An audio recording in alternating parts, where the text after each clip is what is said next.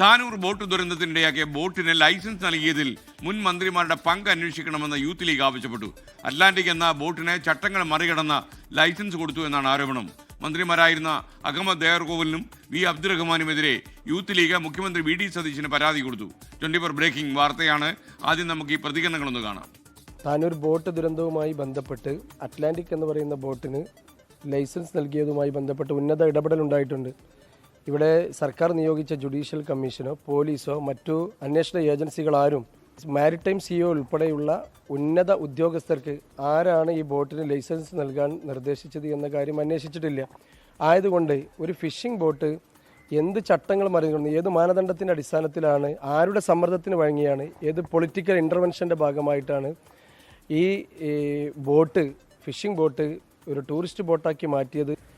ഈ ബോട്ടിന് ലൈസൻസ് നൽകാൻ ഉന്നതരുടെ ഇടപെടലുണ്ടായിരുന്നു. അത് ഇവിടുത്തെ നിയമസഭാ സാമാജികനായിരുന്ന കായിക മന്ത്രി വി അബ്ദുറഹ്മാനും തുറമുഖം വകുപ്പ് മന്ത്രി ദേവർകോവിലിൻ്റെയും ഇടപെടലാണെന്നുള്ളത് പകൽ പോലെ വെളിച്ചത്തിൽ ഇവിടെ എല്ലാ ജനങ്ങൾക്കും മനസ്സിലായ കാര്യമാണ്. പക്ഷേ ഭരണം അവരുടെ പക്ഷത്തായിരുന്നു. ആ ഭരണത്തിൻ്റെ മറവിലാണ് ഇതെല്ലാം ഇല്ലായ്മ ചെയ്യാൻ വേണ്ടി ശ്രമിച്ചത്.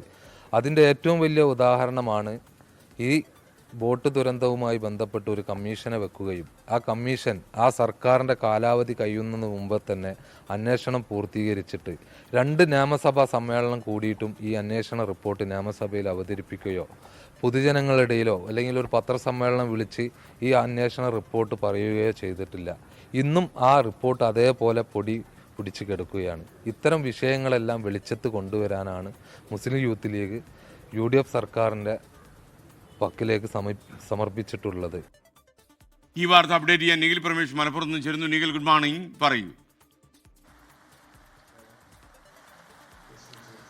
Very good morning. 2023 മെയ്യിലാണ് ഈ 22 പേരുടെ ജീവൻ നഷ്ടമായ താനൂർ ബോട്ട് അപകടം ഉണ്ടാകുന്നത്.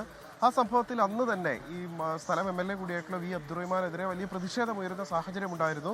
അതിൽ ഈ ബോട്ടിന്, അതായത് ഒരു ഫിഷിംഗ് ബോട്ടായിരുന്ന ബോട്ടിന് ടൂറിസ്റ്റ് പെർമിറ്റ് നൽകിയത് വി അബ്ദുറഹ്മാൻ അടക്കം ഇടപെട്ടുകൊണ്ടാണ് എന്നായിരുന്നു അന്ന് ഉയർന്ന പ്രധാനപ്പെട്ട ആരോപണം. ആ സംഭവത്തിൽ അന്നൊരു ജുഡീഷ്യൽ അന്വേഷണമൊക്കെ നടക്കുകയും അതിൻ്റെ റിപ്പോർട്ട് സമർപ്പിക്കപ്പെടുകയും ചെയ്തിരുന്നു. എന്നാൽ അതിന്മേൽ പിന്നീട് മതിയായിട്ടുള്ള ചർച്ചകൾ ഉണ്ടായില്ല, നടപടികൾ ഉണ്ടായില്ല എന്നുള്ളതാണ് യൂത്ത് ലീഗിൻ്റെ വിമർശനം. ഈ സാഹചര്യത്തിലാണ് യൂത്ത് ലീഗ് ഇപ്പോൾ മുഖ്യമന്ത്രിയെ കണ്ട് ഇക്കാര്യത്തിൽ ഒരു പുനരന്വേഷണം വേണം എന്നുള്ള ആവശ്യം മുന്നോട്ട് വയ്ക്കുന്നത്. പ്രധാനമായും അന്നത്തെ തുറമുഖ വകുപ്പ് മന്ത്രിയായിരുന്ന അഹമ്മദ് ദേവർകോവിലിൻ്റെയും അതോടൊപ്പം തന്നെ കായിക വകുപ്പ് മന്ത്രിയായിരുന്ന വി അബ്ദുറഹ്മാൻ്റെയും ഈ വിഷയത്തിലെ പങ്ക് അന്വേഷിക്കണം എന്നാവശ്യപ്പെട്ടുകൊണ്ടാണ് ഇപ്പോൾ ഈ യൂത്ത് ലീഗ് രംഗത്തെത്തുന്ന സാഹചര്യം ഉണ്ടായിട്ടുള്ളത്. അന്നത്തെ ജീവൻ നഷ്ടമായ, അതായത് ഒരുപാട് കുരുന്നുകൾക്കടക്കം ചെറിയ കുട്ടികൾക്കടക്കം ജീവൻ നഷ്ടമായിരുന്നു. പല കുടുംബങ്ങൾക്കും മതിയായിട്ടുള്ള നഷ്ടപരിഹാരം ലഭിക്കാത്ത സാഹചര്യം ഉണ്ടായിരുന്നു. ഈ മരിച്ചവരോടുള്ള ഒരു നീതി കൂടിയാണ് എന്താണ് സത്യത്തിൽ സംഭവിച്ചത് എന്നുള്ളത് വ്യക്തമാക്കേണ്ടത്. പലർക്കും ആരോപണം ഉയർന്നു, അറ്റ്ലാന്റിക് എന്ന ആ അപകടമുണ്ടാക്കിയ ബോട്ട് അതൊരു ഫിഷിംഗ് ബോട്ടായിരുന്നു. ഫിഷിങ്ങിന് വേണ്ടി മത്സ്യത്തൊഴിലാളികൾ കൊണ്ടുപോയിരുന്ന ഒരു ബോട്ടായിരുന്നു. പിന്നീട് അത് രൂപമാറ്റം വരുത്തി ടൂറിസ്റ്റ് ബോട്ടാക്കി മാറ്റുകയായിരുന്നു എന്നുള്ള ആരോപണമാണ് ഉയർന്നിരുന്നത്. ഈ ബോട്ടിന്റെ അപാകത തന്നെയാണ് അപകട കാരണമെന്ന് അന്ന് കണ്ടെത്തുകയും ചെയ്യുന്ന സാഹചര്യം ഉണ്ടായിരുന്നു.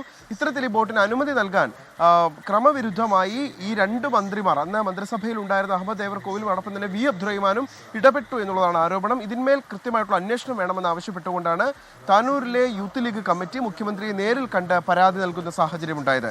ഇക്കാര്യത്തിൽ തുടരന്വേഷണം ഉണ്ടാകുമെന്നുള്ള ഉറപ്പ് യൂത്ത് ലീഗ് നേതാക്കൾക്ക് മുഖ്യമന്ത്രി നൽകിയിട്ടുമുണ്ട്. നീൽ പരമേഷാണ് വിവരങ്ങൾ നൽകിയത്.